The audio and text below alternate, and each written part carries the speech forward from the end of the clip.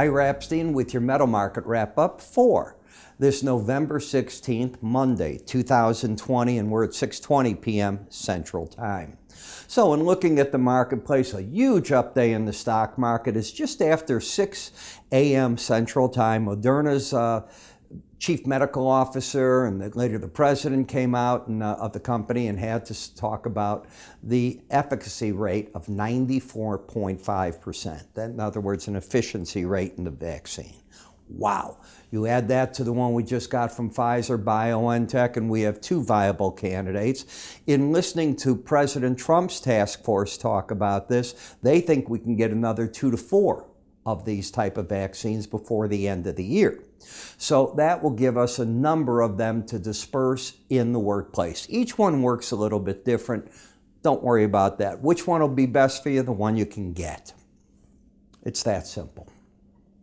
So when you take a look at what the markets are, they were up sharply. The gold market sort of dragged on with it. None of that's really bullish for the gold market. People want to dump the gold, and you saw that in the ETF movement out last week, and they're going to do something with that money other than gold for the moment. That seems to be the case. Gold needs inflation. Gold needs a reason to run to a safe haven, and hearing you have vaccines coming, even with the headlines as they're that's not the psychology at work, and psychology is important in understanding markets. Now, when I come to this gold chart, it's a weekly chart of closes, and this is the 18-week moving average of closes. I want you to just think of it this way. When the market is under it, there's a downside bias. When the market is over it, it has an upside bias. So right now the market's in a downside bias. That's simple. When I go to the bar chart for the gold, you can see that about 7-8 days ago you had this monster day and you haven't come out of that trading range. You also haven't bounced very much. When you come to today's action, I'm going to step back and get rid of tonight's early trade. You have an outside day up. Outside day means you took out the previous day's low, high, and closed higher on the day than the previous day. You did that. The pattern is one now of higher lows, but you still have lower highs at work. You're not trending. This might be a sign, the word is might be a sign that this break has run its course. Take out today's low, and that low 1861.5, and you often make a run then to the closest moving average under the market, a main one, could be the 100-day, the 45, the 200, whatever, or a closest of the lower Bollinger Band. It'll be the closest number. That's my rule. Not a lot of chartists use it. When we put on the moving averages, you can see that you've got the 100-day average under the 100, but all the markets' averages are well above the 200, which is at the 1687.60 level.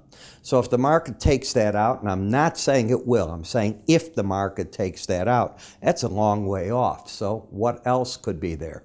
And it's going to be the Bollinger Band at 1842.60. So at least I have an understanding. Now, what puts the market back into a bullish frame?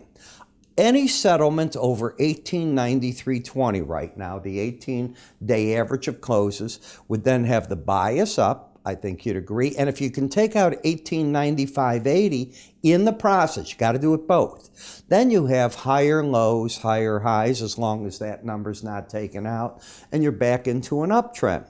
The problem is the first big number that is going to give this market trouble is going to be this 100-day average of closes. I'm assuming it will be valid.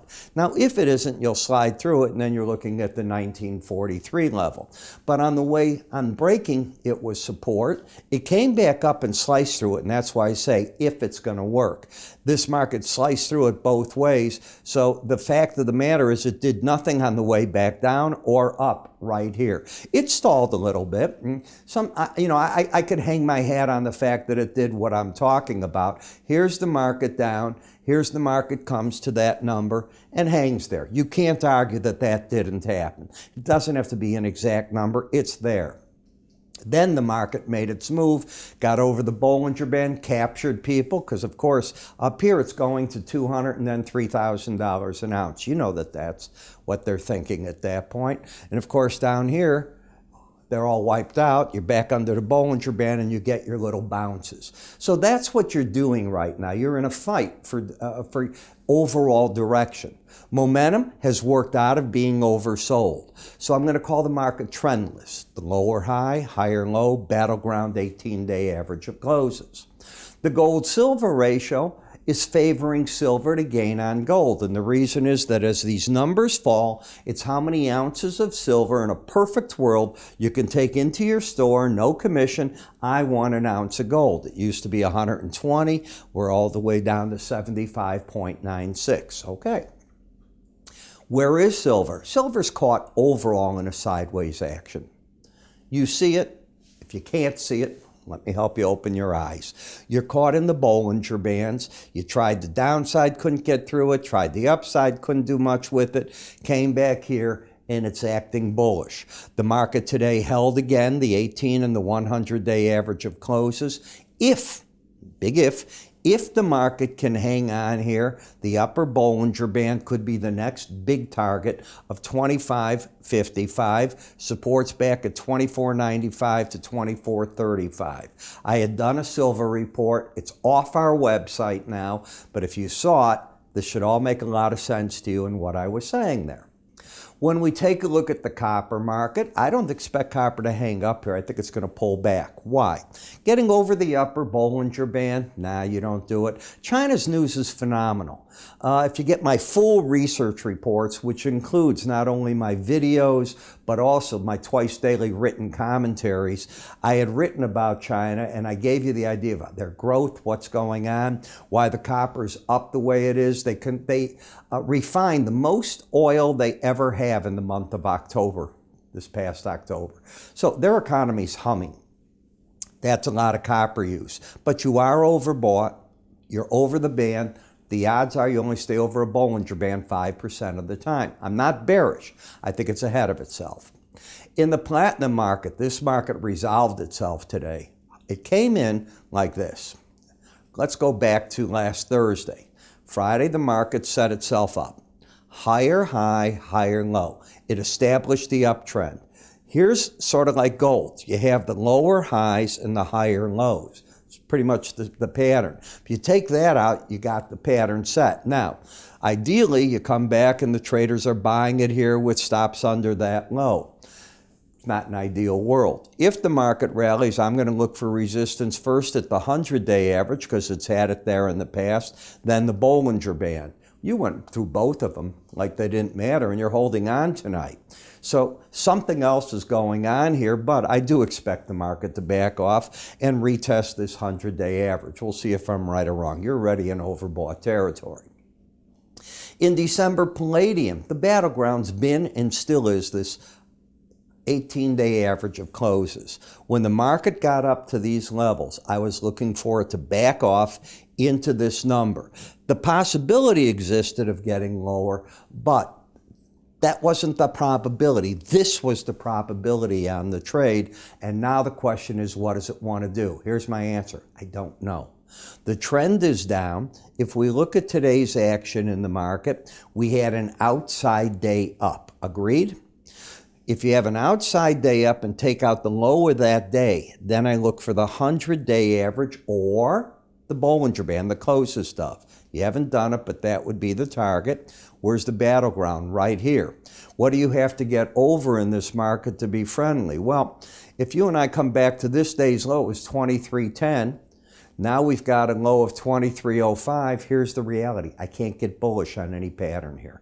I can get bearish. I can't get bullish. Okay, tells me what to do with trade recommendations. In the dollar index, all I hear from analysts are how bearish they want to be the dollar. That people, and I think they're right, by the way, people are going to look at Europe, Asia as doing better as this recovery gets going than the U.S. will. And that should relate to a weaker dollar, which will help our economy. Don't kid yourself.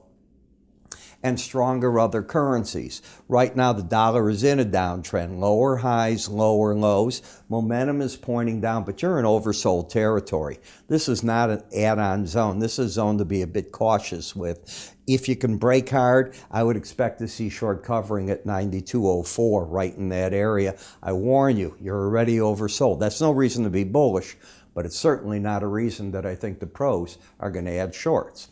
So you hear me talk about this and all my other technical indicators. You know, I almost put on today, again, I might have done it, my head and shoulder formation that we had in the S&P, an inverted one. What does that mean? Well, it's all explained in this, our Guide to Technical Indicators, volumes 1 and 2, put together with our good friends from Futures Magazine.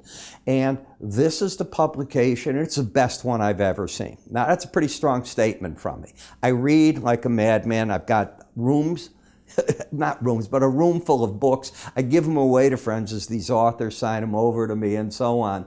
But to make a long story short, this is so simple. And it's great pictures. It explains it. It's the way that it still works. And I've seen people try to do variations. This is my favorite. So if you want to get it, it's free. We made it into a PDF format for you. Just go to our website under free offers, sign volumes 1 and 2 of this. We send you a PDF off and away you go. You can call my staff. They'll be able to take your, right there. Remember, it's free. So they'll take your info and they'll get it out to you while you're on the phone with them. I'm Ira Epstein. You have a good day. I'll see you tomorrow.